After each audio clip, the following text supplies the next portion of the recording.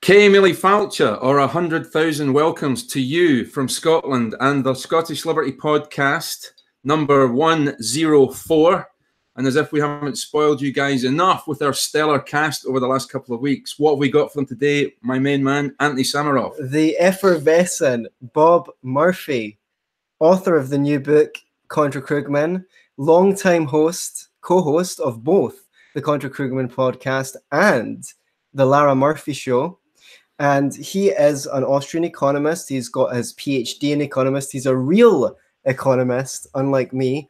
But he did write the foreword to my real book on fake economics, very kindly, Universal Basic Income for and Against. So I'm very thankful, which, by the way, you can download from beyourselfandloveit.com/UBI for free if you don't want to buy it on Amazon. And I thought, what better a time to have Bob on the show after he kindly wrote that for me than now. And also, by the way, I wanted to say thank you very much for your tutelage, because we had some email exchanges before I put the book out where you put me right on some things. And I really appreciated that, because I know you're busy and you don't necessarily have to send me emails. So I just want to thank you for that. Sure thing. Just happy to do it. Excellent. So your new book is Contra Krugman, in which you flay to death the myths perpetuated by the Keynesian economist, Bob Murphy. There's an awkward Freudian slip. I know, that's weird as hell. Does Paul Krugman by any chance come from Austria? Perhaps it was in the other sense Austrian. Yeah. Who knows? Who knows where Bob? Maybe he eats a lot of Viennese whirls or something. I've got no idea. So we actually took quite a lot of questions from the internet, but I wanted to kick off with something that you've written an article on in the past, and we still hear a lot about here in the UK, even though it's passed quite a long way, which is that the British tried austerity and it failed. It died after the economic crisis. And you had a particular analysis of why we didn't have austerity here in the UK. I was wondering if you could fill us in. Sure. So, I mean, with all these things, it depends on which particular time period you're looking at and so on. But I was probably drawing on the work of Veronique de Rougy. So it's, D-E and then a space and R-U-G-Y is how you spell her name. So she had been writing a lot of stuff on this at the time. So, yeah, it was, early on, Keynesians like Paul Krugman were coming out in 2009, 2010, lamenting the turn towards austerity and the UK and continental Europe, and she was just showing the statistics, and it was like there was a huge surge in spending in 2008, 2009 among the various countries, and then maybe in some of them it tapered off, and so and also what happened in some places. So later on, depending again on which particular country you're looking at, which time period, some of them may in fact have cut their spending, but it was only because their debt was going up so much because of the huge deficits they were running, and according to the Keynesian plan, and they were still in a bad recession. So with all this stuff, if the Keynesian remedy had actually worked, it wouldn't have been an issue. Their economy would have been fine, and then spending would have gone down to normal levels. It was only the ones that engaged in actual austerity, meaning they literally cut spending at some point. That was only because they tried big deficits for a few years and it didn't work, and then their finance ministers started getting nervous. The other wild card in all of this is there's a big difference from an Austrian perspective. If the government is running big deficits and it wants to close the budget gap, there's a big difference between whether they cut spending or raise taxes. So there were plenty of countries that the way they were going to engage in fiscal austerity was by raising taxes. And of course, it's not surprising to me as an Austrian that if a country does that, it's going to have a bad economy because they're raising taxes. So that that doesn't embarrass me at all. Whereas Krugman, we had a lot of things where he would have like scatter plots of countries in terms of their fiscal stance and then their GDP growth, and there was a negative relationship. Besides the causality correlation problem, even putting that aside, yeah, I have no problem saying if a government raises taxes, that's going to hurt economic growth. How is that supposed to be embarrassing to me? What you need to do is look at countries where the government cuts spending as the primary way to close a budget gap, and there's actual historical examples where that was fine. And Krugman has to explain them away and say, well, the central bank offset the austerity by cutting interest rates, or, you know, their currency fell and so their exports grew. And I have all this in the book. Yeah. Sorry, go ahead. I just said it's amazing he even acknowledges them. But some things were cut here. I know because people were complaining about it, whether it was disability allowance or, and we heard horror stories of people dying in their houses. So, because they couldn't afford electricity. The idea was that the Tories were engaged in class war against the least well-off in society. I mean, well, I guess, sorry, go ahead, guys. Paul. No, I was going to say, I mean, I guess you could make a case that while they were making projected cuts, I mean, most of the cuts were projected, i.e. in the future, not immediate. And as far as I know, the Tories actually increased spending in many areas, public spending, but just not in those areas where those on the left would maybe prefer them to be spent, if you know what I mean. Yeah, and with a lot of these things, again, so it's, you know, I don't want to make broad sweeping claims because it depends which particular. I know early on when Krugman was first accusing, you know, the UK and other governments of engaging in austerity, that was just flat out wrong. Like, it was that, the rate of increase was lower than it had been, or something like that. Or sometimes too, what they'll do is, like, you know, one party will put forward a projected government budget increase, and then somebody else who's more conservative will cut from that budget, but at an absolute level, it's still more spending than it was the previous fiscal period. You know, there's tricks like that too. But no matter what you do, you could always say, okay, well, was spending in 2011 bigger than it was per capita in 2003 or something? And clearly it's going to be bigger. You know what I mean? So if you do a long enough period, so if people were dying in the streets in 2011, it's not because the government wasn't spending enough money, because then, well, gee, how come everyone didn't die in 1985? You know? Okay. Maybe they've become more dependent since then.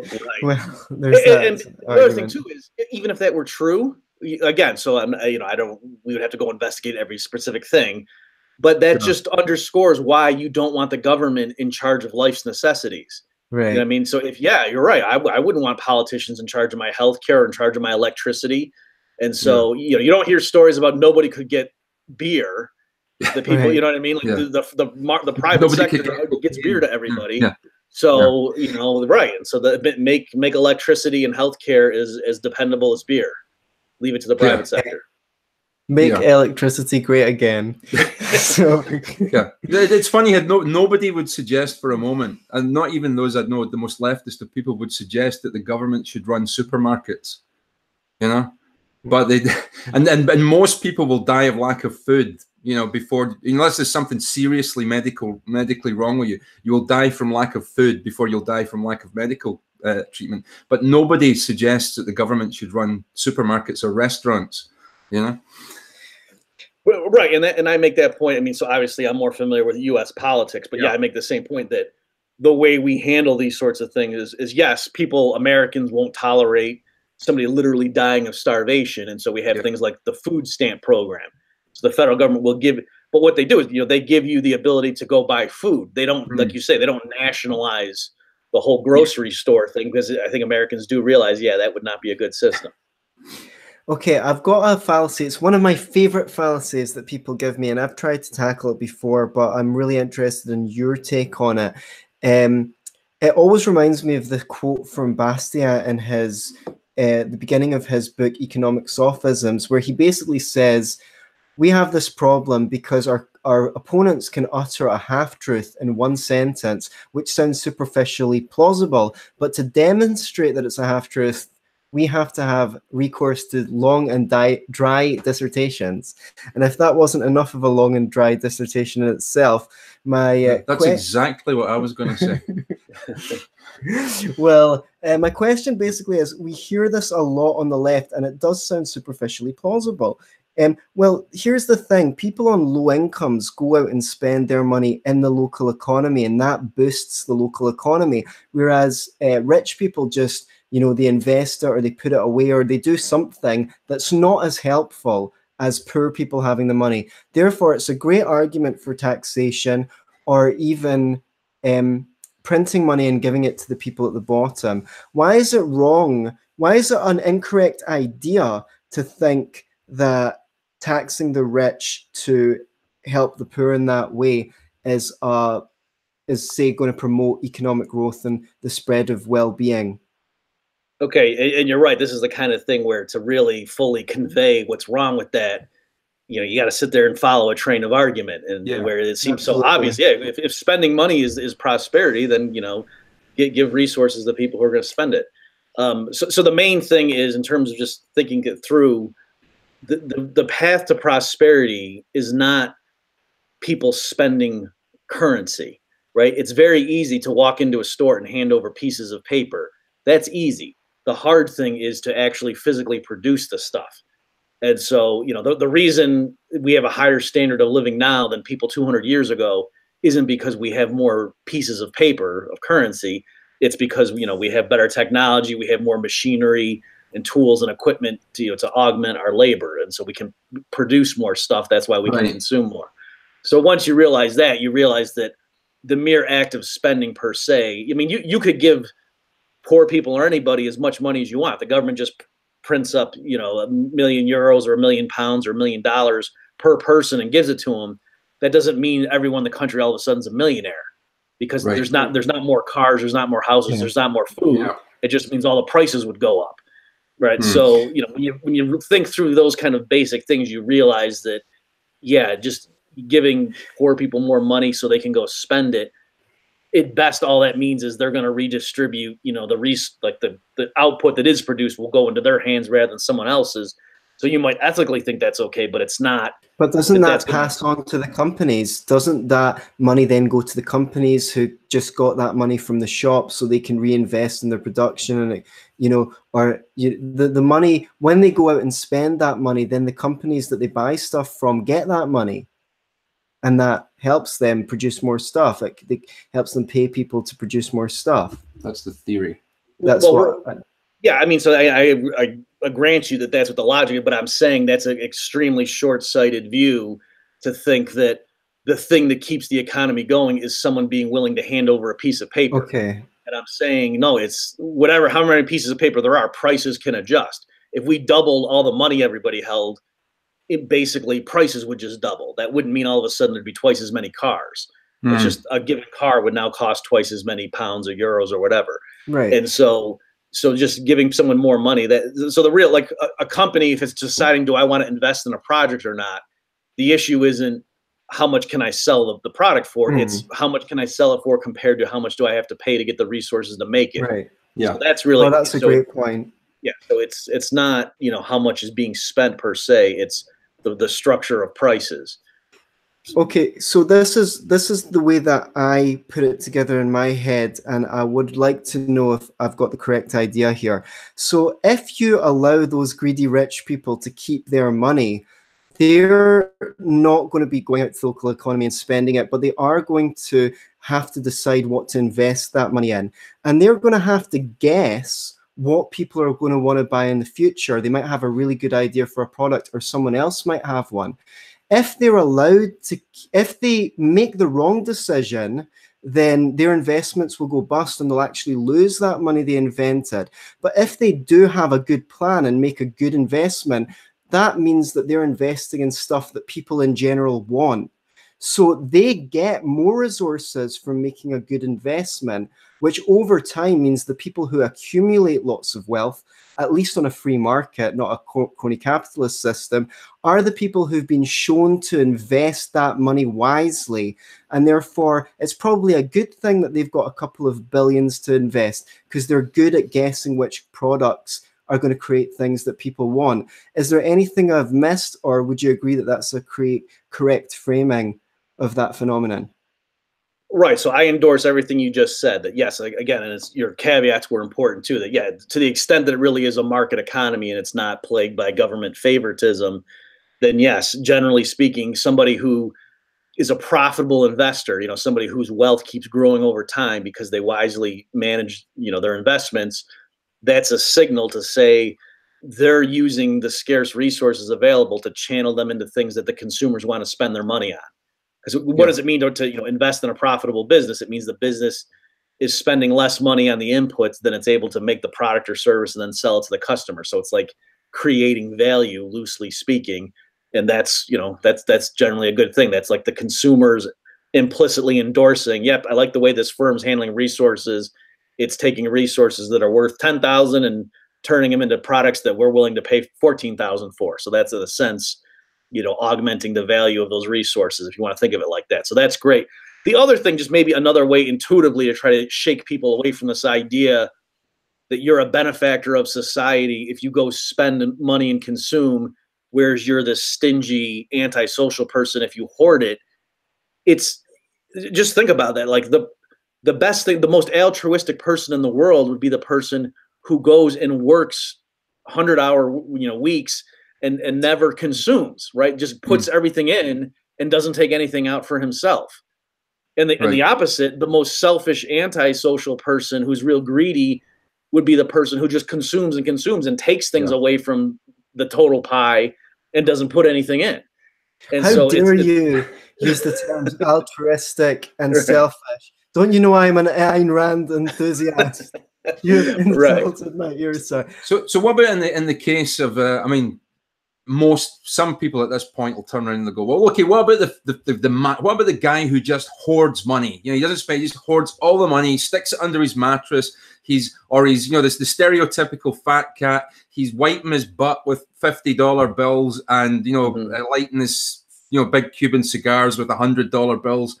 What about that guy? Would it be fair to say that, provided we don't print more money, that really any money that's left in circulation after the hoarder does that would just be worth more? Or is that a simplistic view? No, you're exactly right. And that's kind of what I was getting at there, that even though that's held up as like, the reductio ad absurdum of the worst possible thing they could do, think about it. That means that person's, part of the problem is I think the average person doesn't think like an investor contributes anything to society. No, so they think they're just skimming off the top. Right. So that's part of the issue. But imagine somebody who is a high paid corporate, somebody who's performing labor services and getting paid, and then just never spends the money. They take their paycheck week after week and just put it under their mattress in the form of cash. Yeah. If you think about that, that person would be working, producing stuff that other people find valuable, and then never taking anything to consume. Like, that's like what slavery is. The slaves produce and they don't get to enjoy any of it. And so it's weird, like the Keynesian mindset pushes you into thinking people who do nothing but work and then never get to enjoy any of the benefits are the parasites, whereas people who just spend and consume everything and then don't earn as much as they spend, they're supposed to be the benefactor. If anything, it's the opposite. On the point of slavery, I must add, slavery. Slavery. I'll tell you where there won't be any slavery, though. On the Contra cruise. Get your ticket to the Contra cruise. Okay. Oh, my God. So why is it? I'm not a really educated man, Bob. I'm certainly not an economist. But it makes sense to me. Antony's a lot more au fait with this kind of stuff than I am, but he's not. I don't suppose he's what you would call a college-educated economist. But why does it seems so plain and easy to understand when you put it in these terms?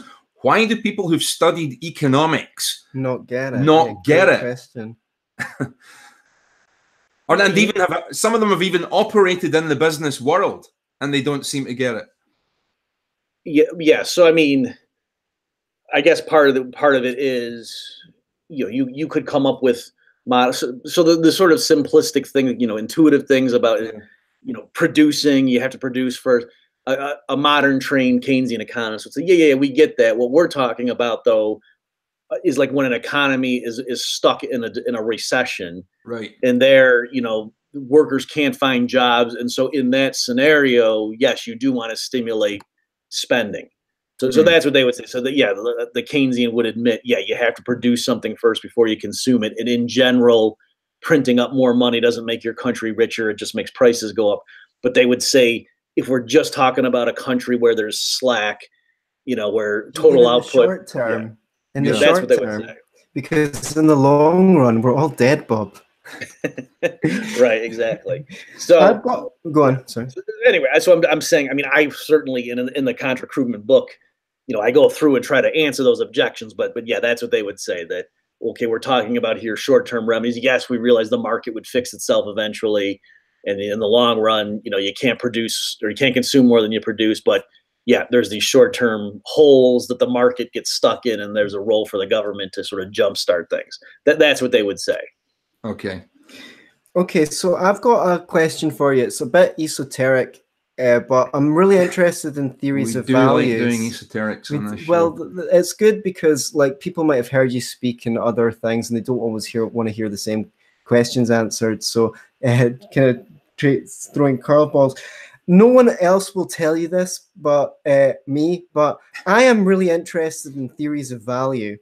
Something I never thought I would say in my life, but.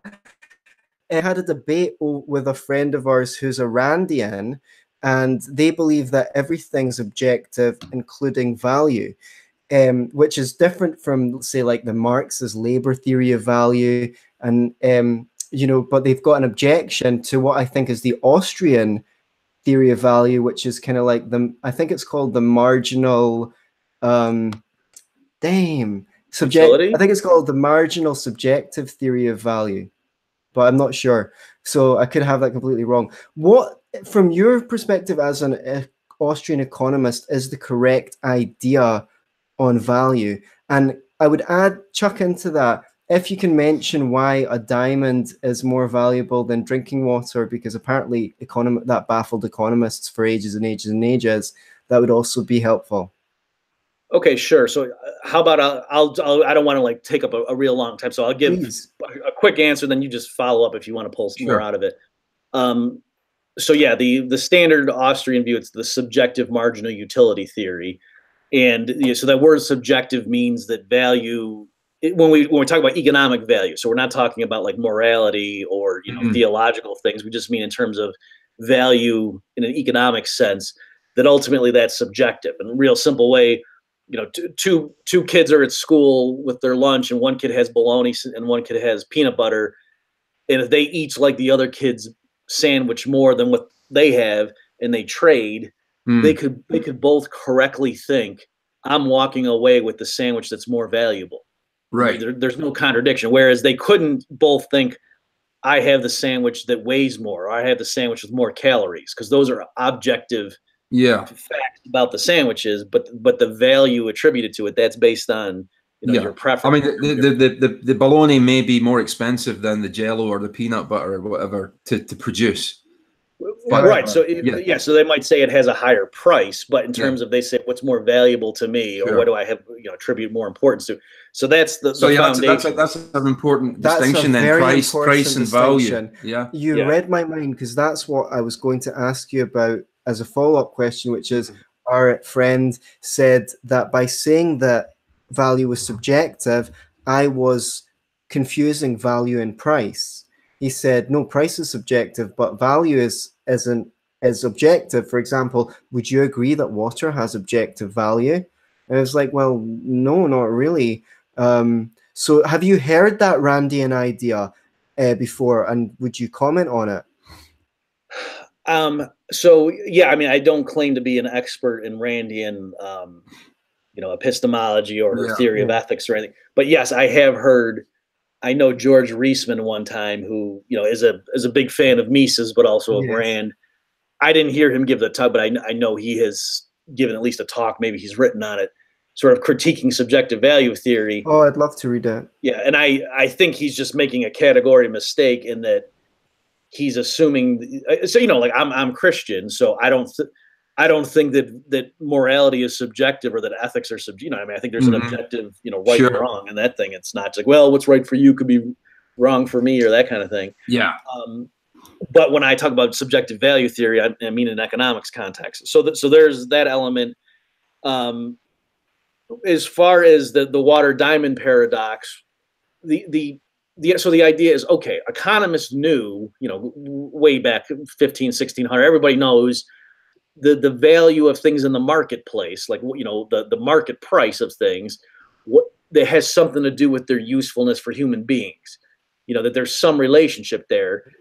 And yet it does seem to be a paradox, because yeah, like a gallon of water is, you know, water is essential for life, whereas diamonds are just, you know, a luxury item. And yet how come a given amount of diamonds has a higher price than water? Yeah. And so that's the other element of that. What I remember, I said subjective marginal utility theory. So it's that the word marginal. And this is the thing that Carl Menger was one of the pioneers. If you look up the, you know, marginal utility theory, you'll see Carl Menger, the founder of the Austrian school, in 1871 is credited as one of the discoverers of this. And so there, the idea is that if you had to choose between all the water in the world or all the diamonds, you would pick the water. The total water has more value than the total diamonds. But in any given market transaction, you're picking between that gallon of water, that glass of water. And so on the margin, a glass of water for most people doesn't really matter. You take it away, who cares? Because you have so much water compared to the uses for it.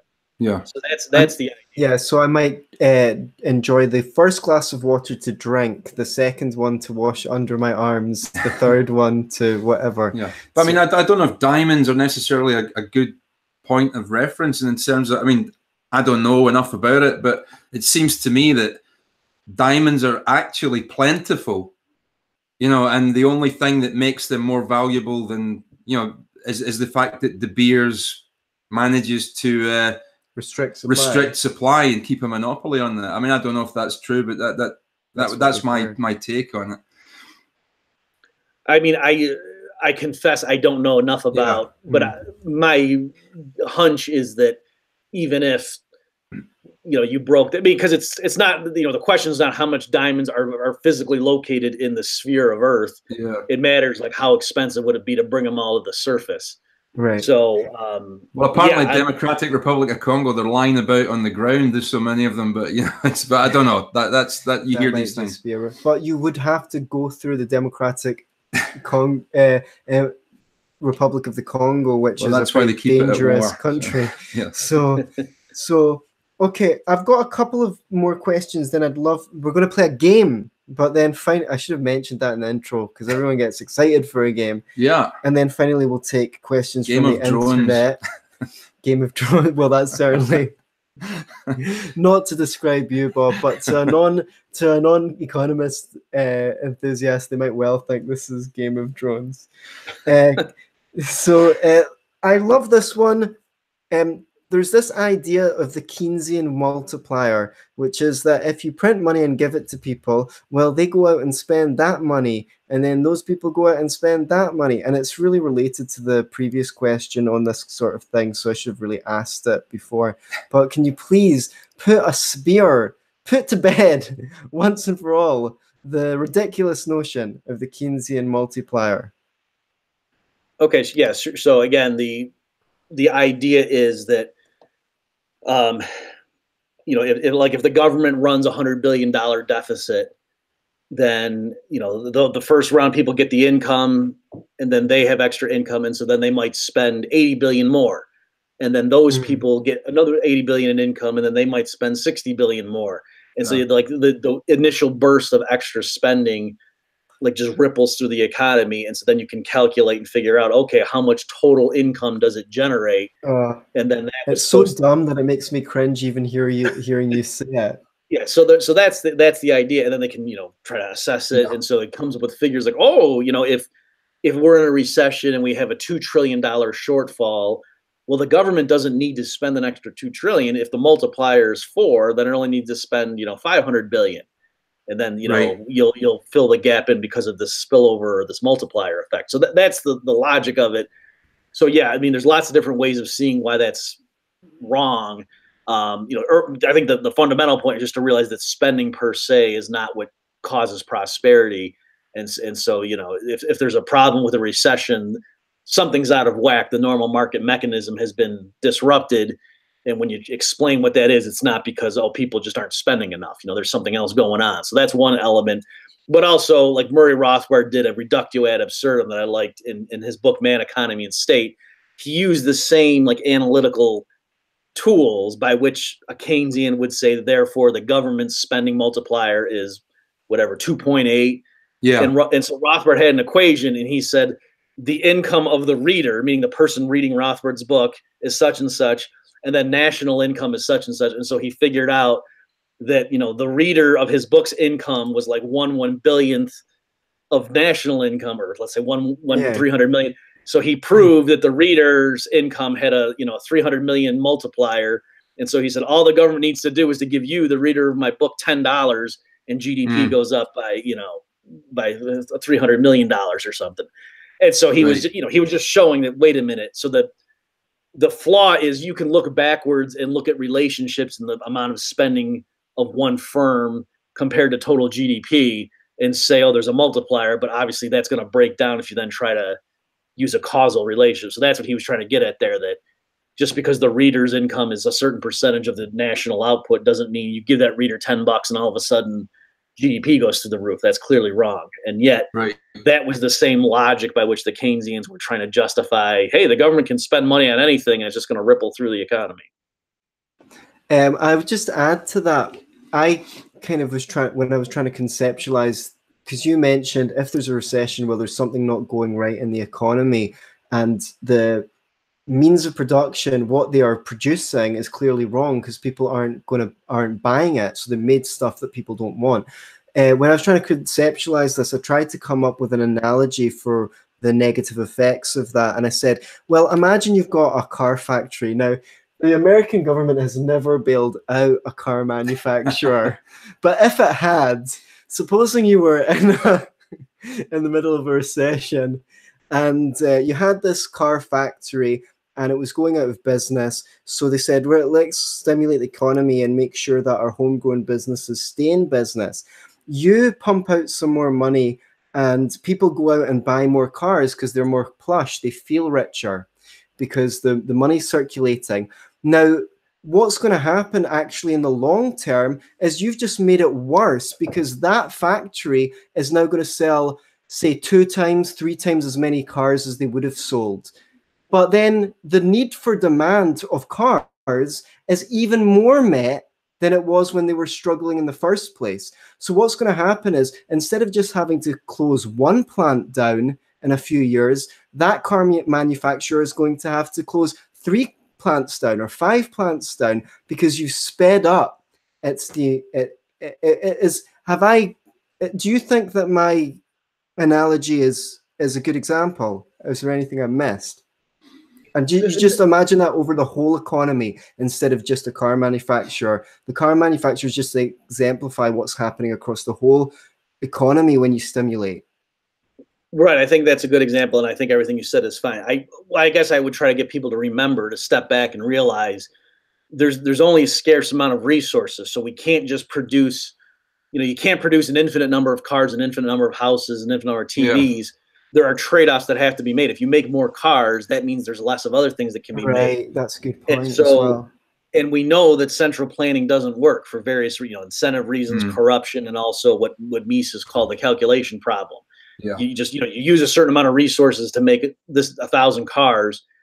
Looking at the physical engineering aspect of it, you don't know whether that was a good move or not. Because again, value is subjective. It's not just a chemical or an engineering problem. It also involves people's subjective evaluations. So that's what the market economy does with prices and people spending money and the accountants and whatever.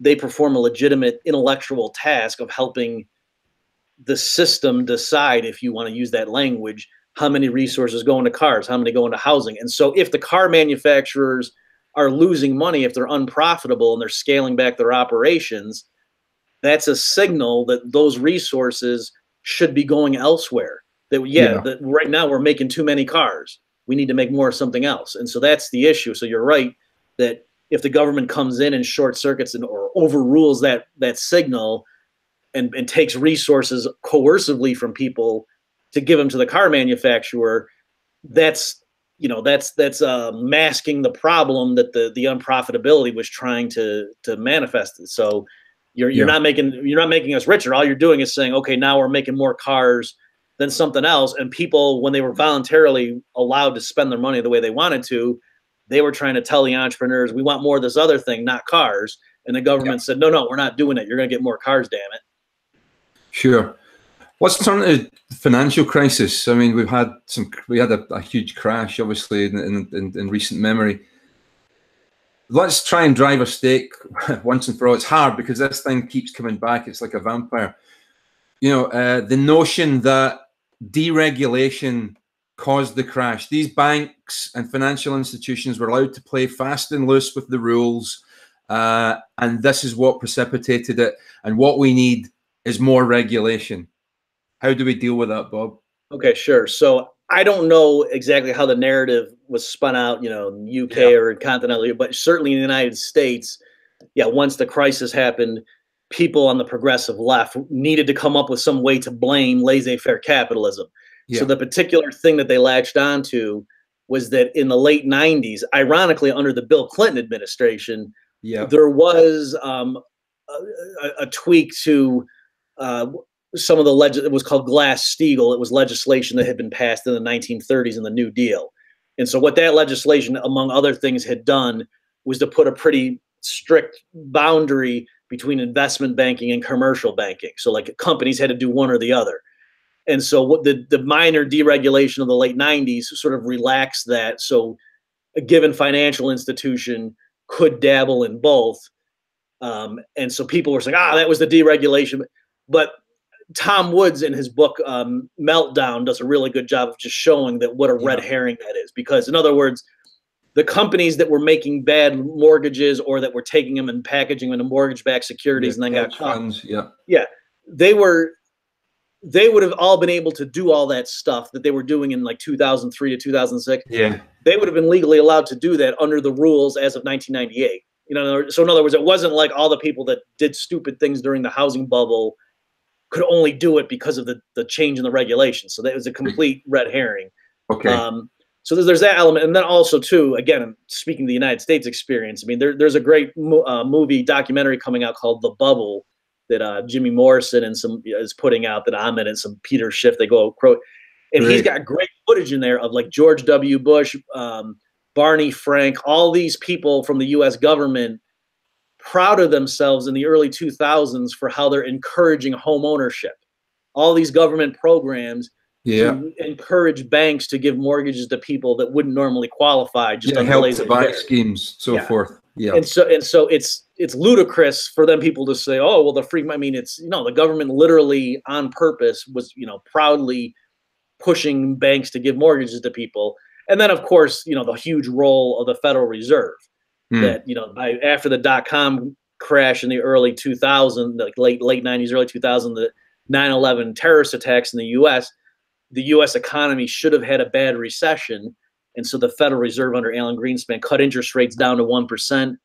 And people were saying Greenspan was the maestro. Look at what housing was booming in the U.S. even after the dot-com crash. So everybody was clapping their hands about what a great central banker Greenspan was because he stimulated housing.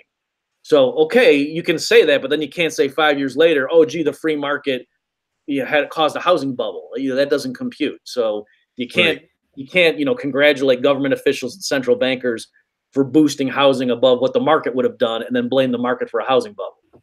Well, we certainly get quite a buzz off of a couple of glasses of whiskey here in Scotland, Scotch, but we certainly don't feel as buzzed the next day. So, but no one gets to say, well, do you know what? The high was because of the whiskey, but see the hangover? Nothing to do with it whatsoever. Yeah, it's because you guys switched to water. What the heck? Yeah.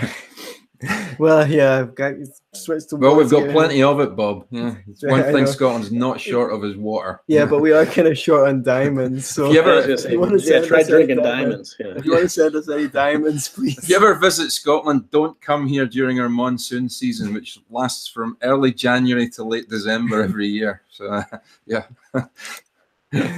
Right. Okay.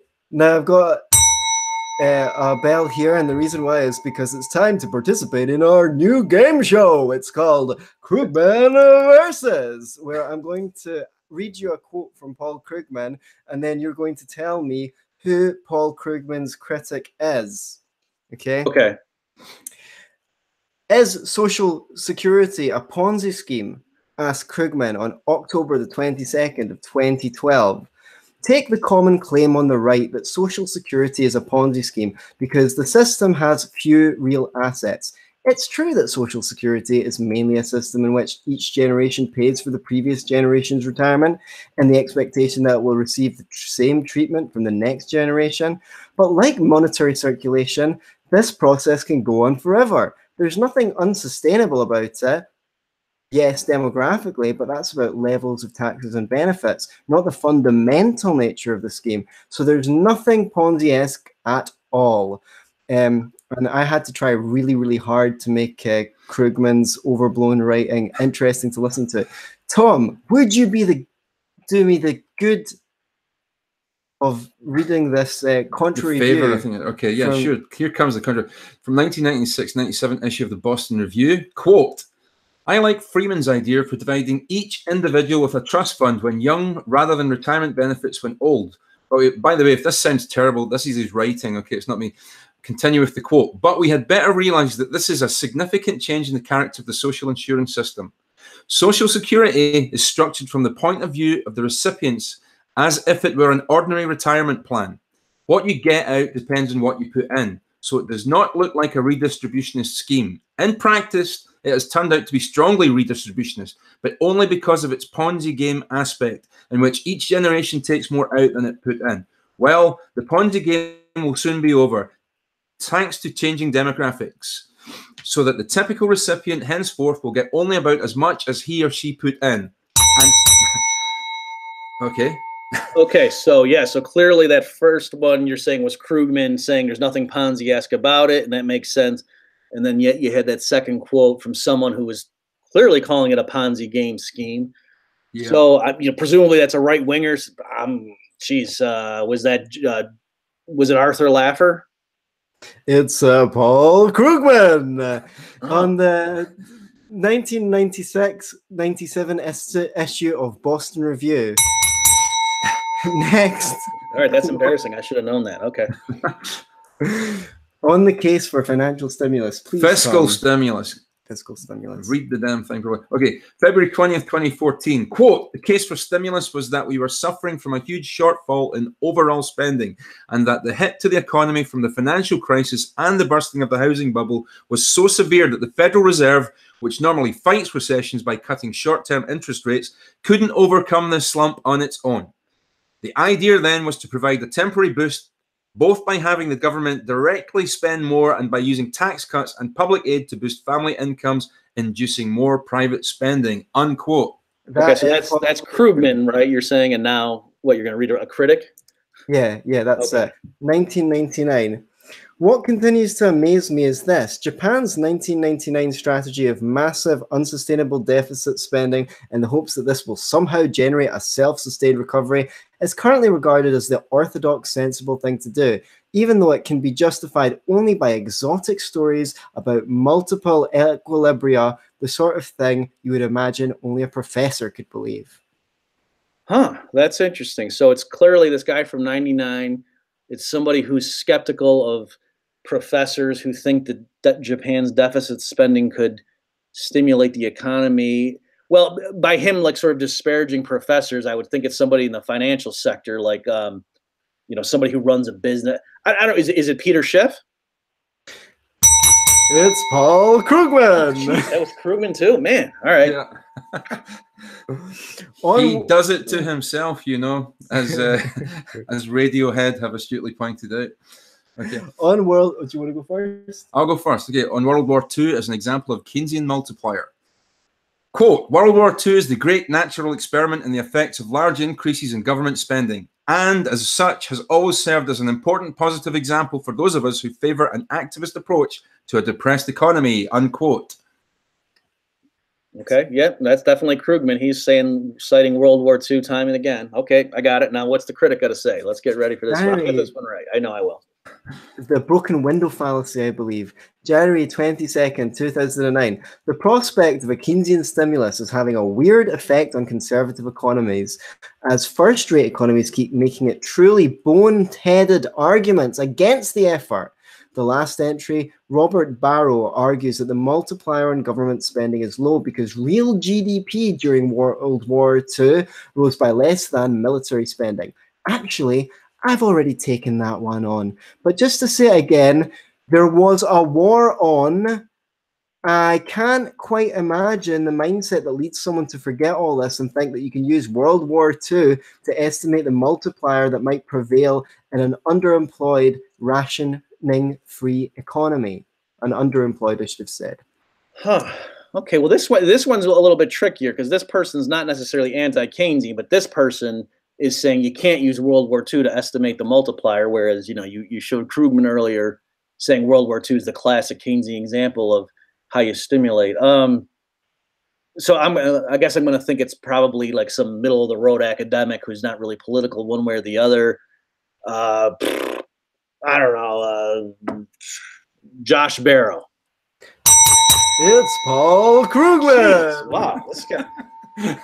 Man. So, if you hadn't guessed at home, these are just 3 of the many contradictions of Paul Krugman exposed by Bob's new book, Contra Krugman, which I desperately impeach you to buy off Amazon right now. Get clicking. You have your marching orders. Okay. Yeah, you can go to contrakrugmanbook.com to see like some of the blurbs and more about what it is. Yeah. Did you tell people what that is, in case some of your listeners don't know? Exactly. Tell the people at home what the hell that is. I thought I was laboring an in-joke here, but most of our people are... In case people just thought you were you're degenerating into some sort of retarding... Bob Murphy was featured, and you can read it, you can watch it now. In a video called Interview with the Zombie by our benefactor Tom Woods. Can I just point out that Mr. Sammeroff has taken some medicinal substance today, and he's pretty much he's pretty much bouncing off the ceiling. I assume you're talking about aspirin, but okay. Yeah, that's exactly what I'm talking about. I'll tell you the story. I'm not a weed smoker, despite the fact that everyone thinks I'm a complete hippie, and I've not smoked this stuff in about 10 years. But a friend of mine told me that they had this cannabis oil, which is apparently very good for anxiety. And I thought, okay, well, why not try it? Honestly, first time I've ever tried it. He told me that it was only the ingredient in cannabis that doesn't make you high. But seemingly, that's incorrect. Yeah. So it's a good job you can't see him. By the way, because he's actually floating around the room as he this stuff is like an astronaut. It's the legal high as well. Apparently, it's not prohibited. Okay. So I had no reason to think that it would have this effect on me. Yeah. But now Tom has exposed me to the world. Yeah, exactly. So I apologize for that to you guys at home. Do we have some more? Well, we just got questions from the internet. I could, unless you want to go ahead with them, I've got one that might. Yeah, please, by all means. It's a kind of 2-part question, maybe even 3-part, but we could deal with it quickly. I'm going to talk about Trump quickly. In your opinion, Bob, what's he doing wrong? What, if anything, is he doing right? Good question. And what's your prediction for the midterm? Okay, so what's he doing wrong? So certainly, where to begin? Well, okay. So why don't I do it by type? So in terms of foreign policy, I certainly like I love what he did with North Korea. Okay, the fact that everybody calling him cozying up to dictator, and he was willing to go ahead and meet with them.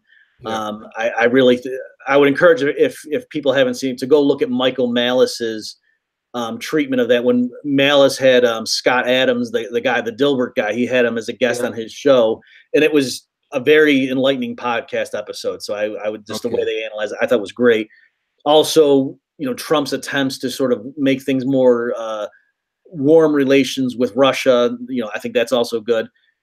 The stuff with Syria, I mean, that it's terrible, and I don't know if Trump is just doing that to kind of get the critics off his back. But no matter what his motivation, it's not good. Yeah. As far as the immigrant, the stuff about breaking up families at the border, and I mean that's just to me, that's crazy. I know Trump's critics will exaggerate it and make it sound like this is some unique thing that only Donald Trump did when it's, it had been so I get all that, but still, just the idea of breaking families up and, that's something I'm certainly not for. The trade stuff, clearly, it's not just that the policies are bad, but the way Trump tries to communicate his understanding or why he's doing it is just totally wrong. So, so that's, I'm disheartened by that.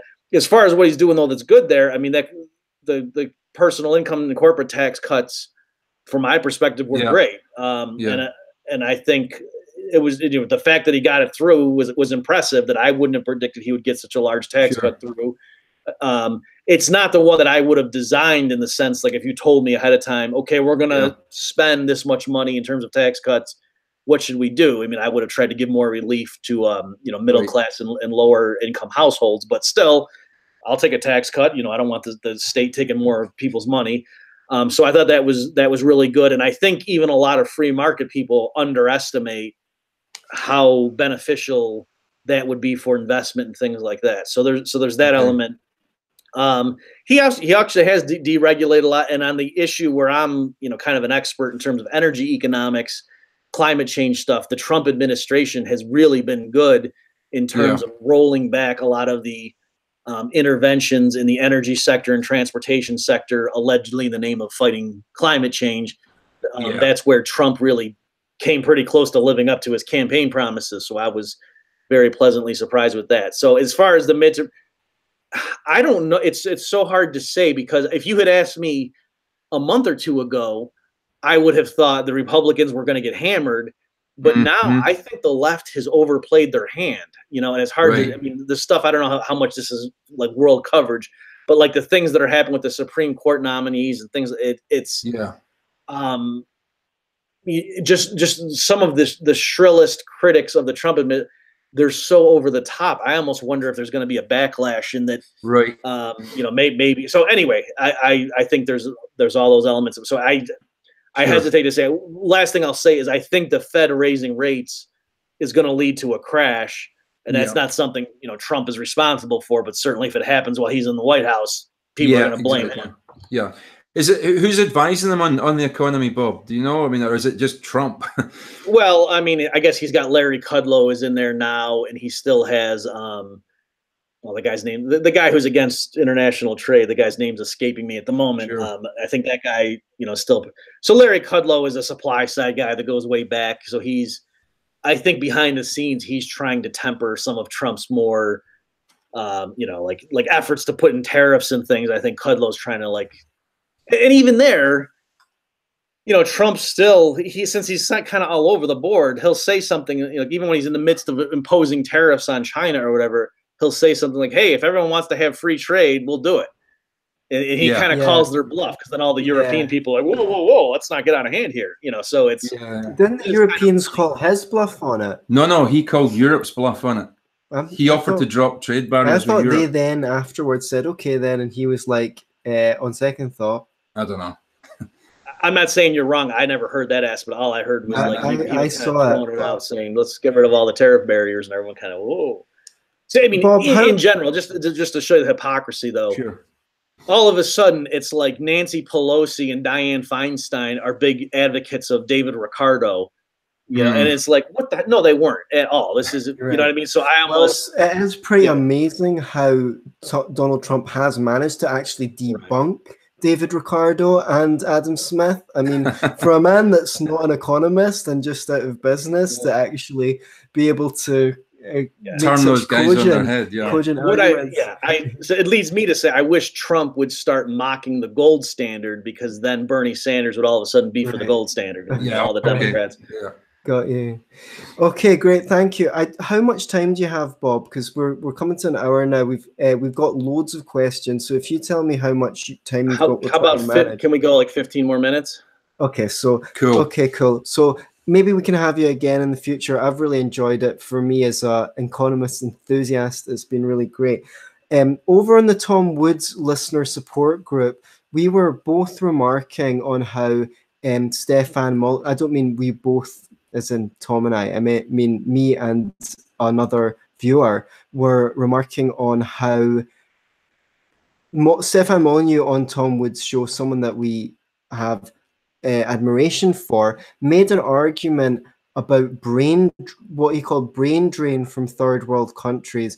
The asker of this question is James Klinger. And I thought, basically, the idea was that if intelligent people from third world countries come to the West, then they're not going to be helping make their countries better.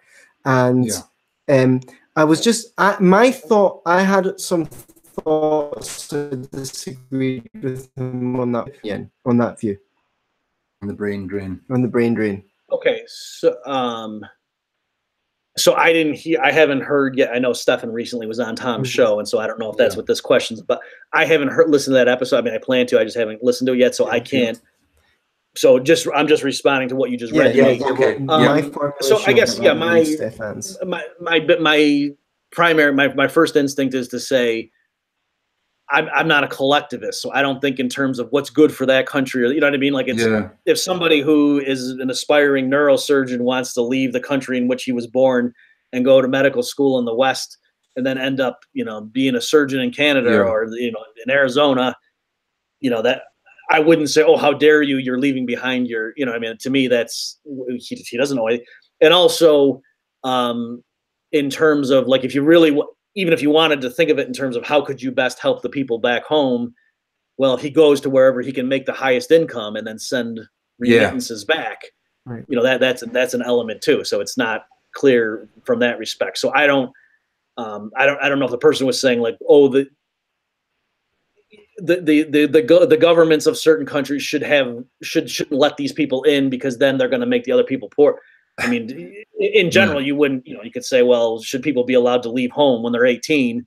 What if you got a sick mom? You wouldn't want the federal government saying, no, if you have a sick parent, you're not allowed to leave home. So I think that would be paternal. So there could be other arguments for restricting immigration, but I'm saying that particular one doesn't really resonate with me. If they come here and make the best of themselves, they're going to actually be in a position where they're capable of doing more good, since we have a stable system that can export the goods of their brain. So I'm going to ask Graham Wright's question, because he's persistent. Not only did he ask it in advance, but he's come on the live stream and he's here with us now as his YouTube channel, Man Against the State. Mainstream economists accept that government messing with prices screws things up. So what consequence do they expect from the government messing with interest rates, if not a business cycle? Yeah, and that's a great question.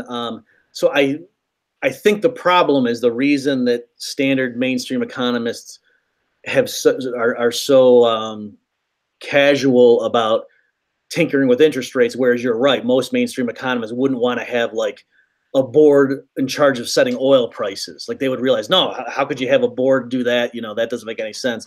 But yet they have no problem with the Federal Reserve or the Bank of England, setting interest rates.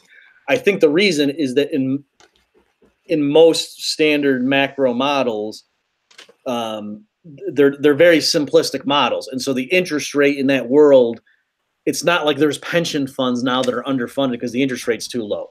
It's a very simple thing where the interest rate, the lower the interest rate, that might stimulate spending, or if the interest rate's too high, it might make spending growth too low.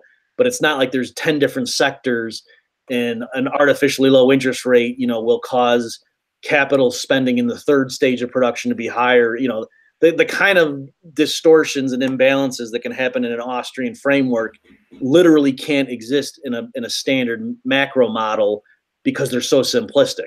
Like they just have at best, consumption spending and investment spending and maybe government spending. They don't have like different sectors of the economy. So the kind of story that the Austrians tell about how the unsustainable boom happens, there can't be an unsustainable boom in a standard Keynesian model because it's just not complex enough. Okay, here's a question from Brian Morris, a long-time listener. Can you have an upward sloping demand curve? You, Bob, can you personally have an upward sloping demand curve? Actually, I mean, can one in general? Can one have an upward sloping demand curve? Well, I guess it depends what you mean. So you could have it theoretically for a specific good.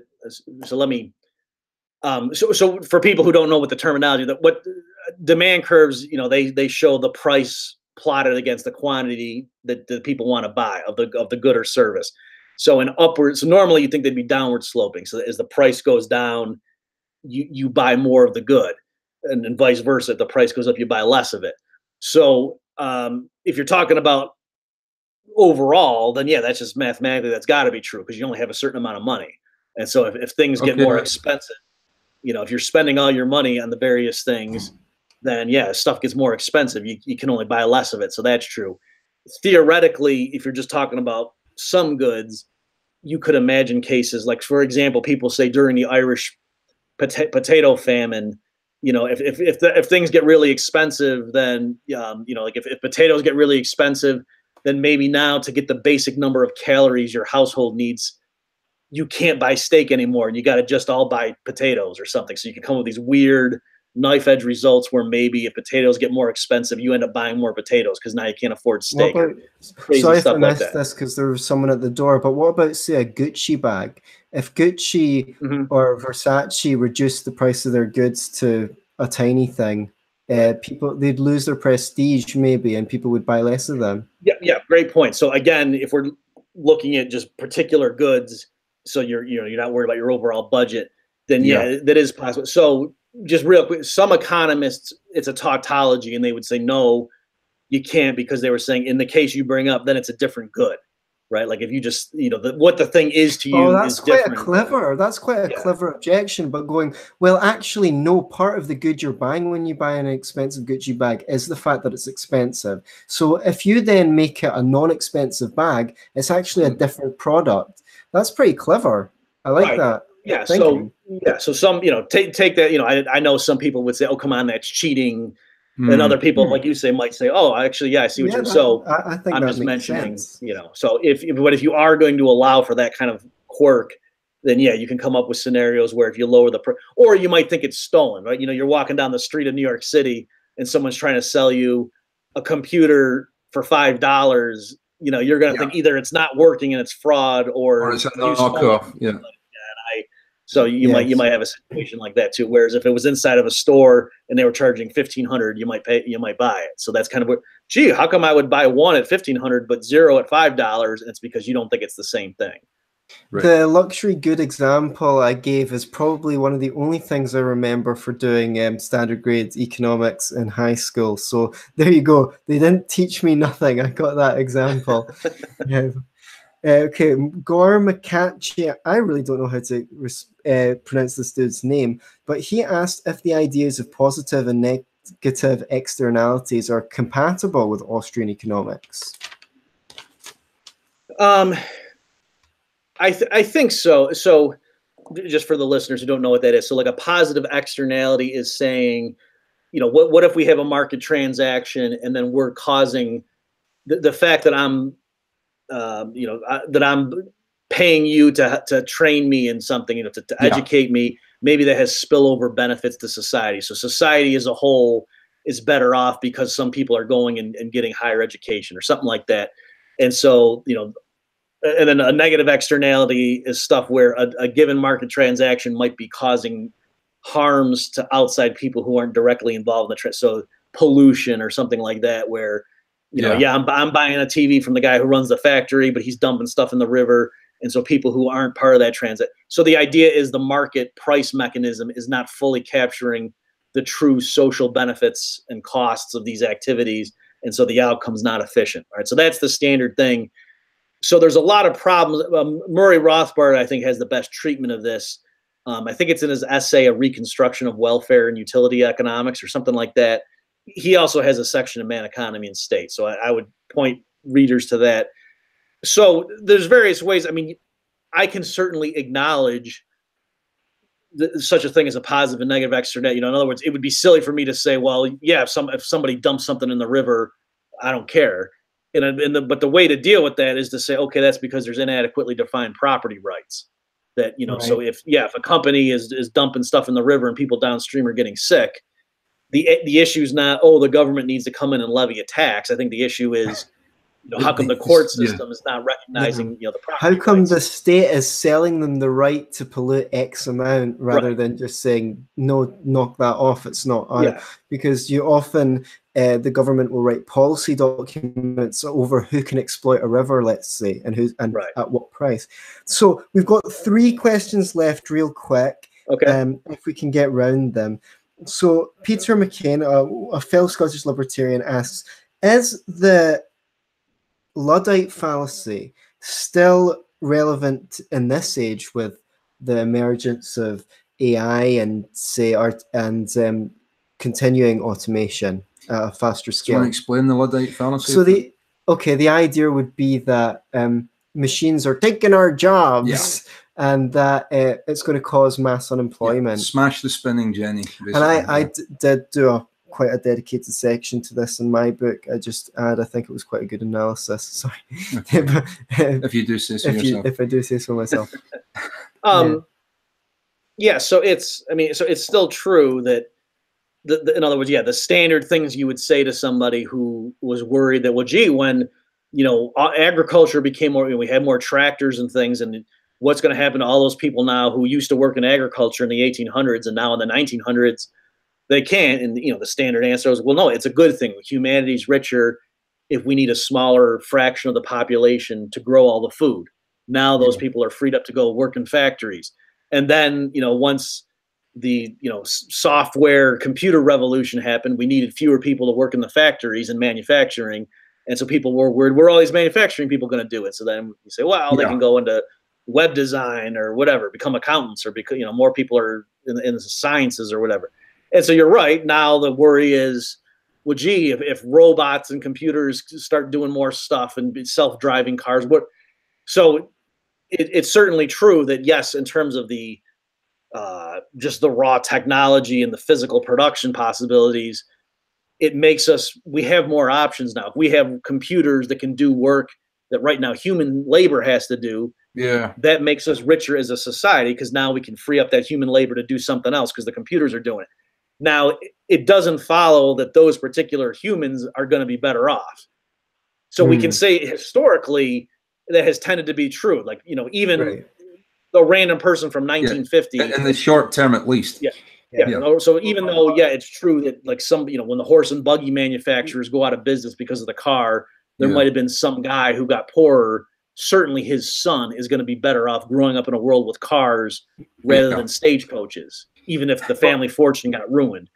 So there's that kind of an element. The last thing I'll say on this is just like, picture the world of the Jetsons, George Jetson, and how to get to that world we'd have to go through, all of this angst over AI and robots doing all the work. So actually, some people are terrified of the idea of robots doing all the work. You could flip it and say, no, that's what utopia would look like, where people just sit around and press buttons and robots do all the work. So I kind of, an illustration of that came into my head. I just imagine, say someone's working in a doll factory and some machine comes in that makes dolls faster, so he loses his job. But say people have more money in their pocket, so now along with their dolls, they're going out buying little gowns for their dolls, and he ends up getting a job in the gown making factory, and then his daughter's birthday comes up, and because he's got more money in his pocket, he can actually go out and buy her a doll for her birthday for cheaper from the very factory that fired him. Because now he can afford the doll despite having been unemployed for a while. So just kind of came up with that just now. Damn, I wish I'd put that in. We're going back to sex dolls here. That's just an excuse to put that in the intro because it get more hits. It's a little bit of an in joke, actually. We tried a video on YouTube called Sex Robot Controversy, and to this day, it's got one of the most hits of any of our videos just simply because of the title. I don't think people stuck around to watch it. Okay, so we don't have long, so would you like to... I can't read your writing. Okay, I thought that might want to be. So Shaky Yes. Joe asks, is there any way that Bastiat's unseen costs can be cultivated? And this goes back to Frederick Bastiat, My Hero's article, That Which Is Seen and That Which Is Not Seen, in which he says, say if you run any government program, you can very conspicuously see, for example, the soldier that's put into work by that government spending. But what you can't see is the effect on the people who are taxed for that now don't have extra change in their pocket to buy a sex doll, or indeed an ordinary doll, or a gown for a doll. Yeah. Is there any way of the unseen costs being calculated? Well, you can you certainly can qualitatively point to it, but if the person's saying, can you literally estimate it? Can you go measure it? No, because by its very nature, it didn't happen. So no, you can't measure something that's not there. So there's that element. I guess what you could do though is you can always make an argument and say the production that would have occurred in the absence of the government intervention is going to be at least as valuable, measured in GDP or however you want to measure it, is what the government did instead. In other words, if the government's taking resources from you at gunpoint and then producing something and giving it to you, the most that could possibly be worth is what you would have voluntarily spent your money on. Right? Because if you had the option, you could have, the best the government could do is just mimic what you would have done anyway without the coercion. Yeah. So the government, in other words, the government can only make you worse off, and only if it got extremely lucky could it make you equally as well off. So you could make arguments like that. So you could look at it, if the government spends $10 million building a sports stadium, I guess you could make an argument that the community is poorer by at least 10 million of what else would have been done instead, because the government wastes resources. So you could say something like that, but I don't know that you could say, oh, it would have been 22 million.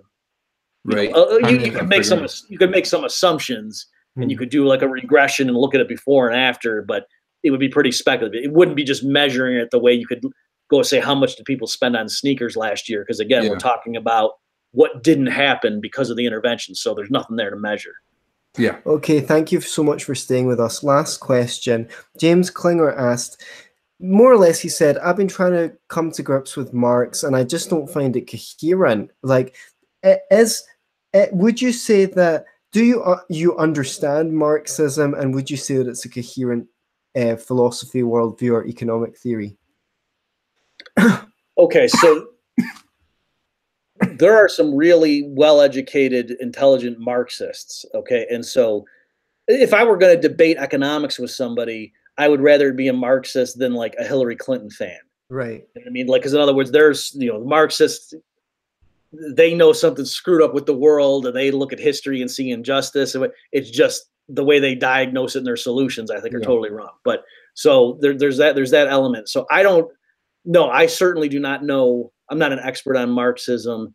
I know that Mises, for example, has documented a lot of internal contradictions that seem pretty compelling to me. And Böhm-Bawerk, if you read Karl Marx in the close of his system. Yes. So there, but Böhm-Bawerk just, in my mind, just eviscerates Marx's explanation of what's called surplus value. Like, so how is it, if the labor theory of value is true, then how is it that the capitalists earn income? And so Marx's theory was, the capitalist pays the workers the subsistence level, like what they need to reproduce their body power. But then since they put more labor into the product, that's what the capitalist sells it for. Because in other words, a worker can make $1,000 worth of product, but only need to consume $800 worth of, subsistence, like that kind of. So that surplus, that gap, is what the capitalist skims off the top. So the problem is, if that's true, then that means the rate of return on investment should be higher in industries that are more labor intensive. Right? Sense. It's like hair cutters, there's more labor, whereas oil rigs out in the middle of the ocean, that's more capital intensive. And so if the source of the capitalist profit is that they're skimming off the laborers, then the industries that are more labor intensive should have a higher rate of return. And yet that's not true. The rate of return is about the same, adjusted for risk. So that's a basic contradiction that Marx tried to reconcile, and Böhm-Bawerk just blows that up. So, and just one other example that I remember Mises points out, that on the one hand, Marx says, workers just get paid the subsistence level. On the other hand, Marx had a doctrine of the progressive immiseration of the proletariat, where the proletariat just keeps getting poorer and poorer. And so Mises says, wait a minute, if they're getting paid subsistence, they can't keep getting poorer, because then they'll be dead. You know, so just things like that don't And fully that's called seem. the iron law of wages, isn't it? The idea that capitalists will pay basically subsistence, the minimum amount they can possibly pay, and they will drive pay down to the bottom, whereas the historical evidence says the opposite, that people just get richer and richer, even at the bottom in free market countries. Yeah, another one is, you know, Marx thinks that his laws of the historical evolution, you know, going from slavery to feudalism to capitalism, then ultimately to socialism, communism, he thinks those are like laws of history, and it's unscientific to try to dabble with them. So Mises says, okay, well, if you're a true Marxist, then you should advocate laissez-faire capitalism and let the current system, you know, develop. And in a way, I reckon that in a way, Marx will be proved to be right, because if we have full automation and everything's automatically provided for you because we've got such abundance, well, no one's going to be able to sell anything because it's not got any value, because it's so abundant. So they'll give it away because they don't want it taking space in their house or in their factory. So if we do get a fully automated economy, in a way, that's like both a communist and a laissez-faire utopia. So I would... The word utopia has no place on this podcast. On this podcast. I would add that it's been said that, say, Bombauer and Mises really present Marx better than Marx presents Marx. They worked really hard to understand what he was trying to say and present his views in the most credible argument, in the most credible formulation. So you go, hey, maybe actually Marx is right about that. Then they go, but what he doesn't consider is this. Boom. And yeah. What was Marx's theory for knocking up his housekeeper or throwing her out penniless into the street? What part of his working class hero sort of aspect was that all about? Yeah, I mean, you're right. For those of your listeners who don't know, like Marx in his personal life was by no means a hero of the people or of the working class by any stretch. Okay, Bob. All I can say is thank you so much for coming on the show. Please, you're our hero. Please buy Bob's new book, Contra Krugman. It's a collection of articles over years, and not only will it equip you to flay economic fallacies to death, it will do so in such a way that also highlights the hypocrisy of the world's foremost Keynesian, Paul Krugman. Thank you so much. Take care. Yeah, thanks for having me, guys. I really appreciate it. And yeah, just it's contrakrugmanbook.com is where people can go. And I had fun, and take care, guys. Hope to see you again. Bye now, Bob.